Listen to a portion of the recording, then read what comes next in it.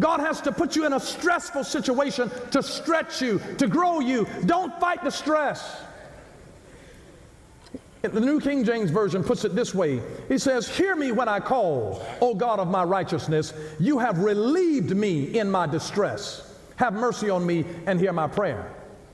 Now, one version says that you have enlarged me when I was in distress. The New King James Version says, you have relieved me when I was in distress. Now, which one is it? Did he enlarge you when you were in distress, or did he relieve you when you were in distress? Maybe instead of God always changing your situation for you, he wants to change you for your situation. You keep asking God to deliver you out of the fiery furnace when God wants to give you a greater miracle by making you fireproof. Let him make you fireproof. God wants to give you a testimony that nobody else has.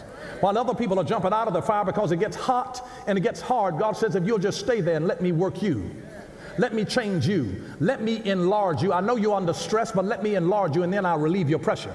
Now, here's what I mean when I'm talking about being enlarged by God. If you ever get enlarged by God, when you were young, have you ever been in a situation when you were young and somebody used to pick fun at you, somebody used to speak to you in a certain way, and they can make you cry? But after a while now, you've been enlarged, you've grown up now, you have matured, they can say those same mean words to you. And it's like, okay, it's fine. Good morning to you too. How you doing? And what used to make you cry now doesn't even have the ability to ruffle your feathers. It's like, I'm sorry that you feel that way. God bless you. Next. But it used to hurt your feelings. It used to send you into tears. But because you've been enlarged, it has relieved you of the emotional drama and consternation that it was causing you. And so you don't deal with that anymore because God has enlarged you in the midst of your struggle. In the midst of what was stressing you, God enlarged you. And so sometimes when you're praying, God, take the pressure off. You're asking God, stop my growth.